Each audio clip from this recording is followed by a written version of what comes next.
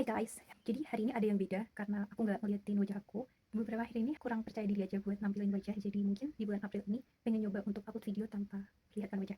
So in this video, I will be talking about how we can deal with heartbroken. Absolutely, I've been through something bad at the past and I just realized that I changed a lot. I always think that life is a test, jadi itu ngecover pikiran aku dari rasa sakit hati yang aku alami sehingga nggak berlarut terlalu lama dalam kesedihan. I know kalau hal ini sangatlah susah untuk kita hindari karena ini adalah hal yang gak bisa kita atur akan datang atau tidak. Ini adalah bagian dari sebuah fase. So, let's get ahead into the video. Jadi ada 3 pembahasan yang mau aku sampaikan di video ini, yaitu what, apa yang terjadi saat kita mengalami kekecewaan atau rasa sedih, why, kenapa hal itu, perasaan itu bisa terjadi, dan how, bagaimana cara menghadapinya. The first thing that you should know about luka adalah sesuatu yang normal. Sangat-sangat normal untuk kita alami because we are just human. Bayangin aja gimana kalau kita hidup tanpa sebuah emosi, pasti akan sangat flat dan kayak robot. Pernah nggak kalian jatuh dari sepeda, tangga, atau mungkin nggak sengaja terbentur sesuatu? Yang terjadi apa? Mungkin kita mengalami luka pada fisik sehingga timbul pada kulit kita warna merah, biru memar, lecet, dan lainnya. Yang kalau gerak dikit aja itu rasanya perih dan nyeri. Sama halnya luka pada perasaan, seperti contohnya mengalami kekecewaan, sedih karena perkara hati dan perasaan. Mungkin memang nggak kelihatan lukanya dalam pandangan mata, tapi dalam kondisi keseharian kita pasti ikut terpengaruh, seperti nangis, nggak semangat, nggak nafsu makan, nggak mood melakukan apapun, lalu jadi lebih sering tidur. Aku pernah ada di fase itu, dan semesta pun juga terasa seperti nggak mengizinkan aku untuk terlalu larut dalam kesedihan. Sekedar informasi aja, saat ini aku udah kerja dan pekerjaanku mengharuskan aku untuk sering berbicara, ditambah saat itu bisa WFH juga. Jadi saat mengalami patah luar biasa, aku nggak bisa nahan air mata, of course. Nggak bisa nahan air mata dan izin buat nangis pun nggak bisa, karena pasti lama kan. Mungkin TL tim leader aku waktu itu ngecek rekaman telepon dengan customer saat itu, mendengar suara aku yang beda dari biasanya, kayak suara orang tahan nangis atau habis nangis kayak gitu kan. Yang mana itu sangat gak profesional ya guys, untuk berbicara dengan customer secara online walaupun hanya via suara. Jadi besoknya aku disuruh BFO. Lalu apa yang terjadi selama proses sakit hati itu? Berat badanku tentu aja turun karena gak mood untuk makan dan merasa gak pantas buat siapapun karena vibrasiku sedang dikuasai oleh sesuatu yang negatif. Aku sering nangis, putus asa, mengurung diri di kamar, bahkan I'm sorry, mencret, dan gak bersemangat. Tapi yang aku lakuin saat itu, dunia kerja memaksa aku buat tetap produktif dan terlihat baik-baik aja. Sehingga seiring berjalannya waktu, aku disibukkan oleh hal realita yang aku hadapi.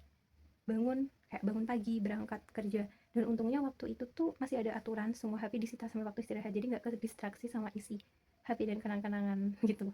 Terus habis itu juga istirahatnya bentar banget, cuma 30 menit untuk makan dan sholat. Lalu kembali kerja dan pulang. Dan kadang pun juga bantu orang tua untuk kerjaan rumah waktu sampai rumah.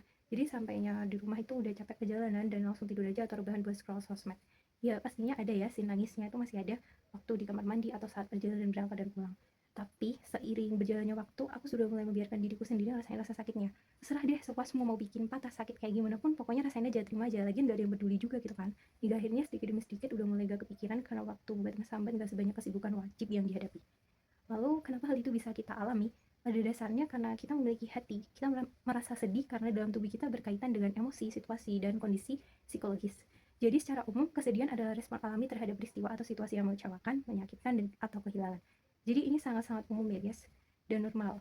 Toh nanti juga setelah masa sulit ini usai, kesedihan yang kita rasakan akan hilang dengan sendirinya. Lalu gimana cara menghadapinya? I know it's really hard, very very hard. Sometimes we felt like I was dying and even we not afraid to die in that time for real. Jadi cara menghadapinya itu kayak sadari dulu kalau perasaan itu normal kok. Terima aja dan rasain.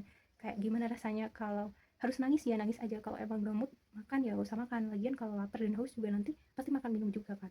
Kalau nggak semangat ya udah lakuin kewajiban dengan nggak semangat aja. Rasain semuanya, bener-bener rasain sambil pelan-pelan bangkit dan sampai akhirnya sadar sendiri kalau kita nggak bisa kayak gini terus. Apalagi di fase yang saat ini kita lagi patahnya dan gak ada yang peduli sekedar nanyain atau paham kondisi yang kita alami.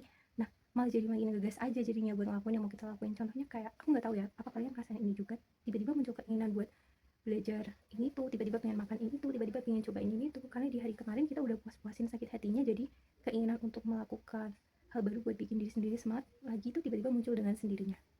Ini pengecualian untuk yang inginan melakukan hal buruk ya teman-teman, karena udah pasti itu gak boleh diikutin.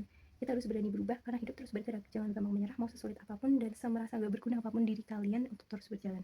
Mau gimana pun juga, kita pulang harus dijemput, gak boleh pulang sendiri. Teman-teman, hidup di dunia itu emang berat banget. Semua masalah yang terjadi terjang aja, gak usah dipikir gimana nantinya. Umur kita sebagai manusia tuh juga pendek banget kok. Kita harus belajar untuk mempunyai perasaan cuek pada hal-hal yang menyakiti kita dan pada hal yang gak penting dalam hidup kita. Walaupun kadang sering banget ya kita merasa kesepian dan berujung mengenang semua kejadian di masa lalu.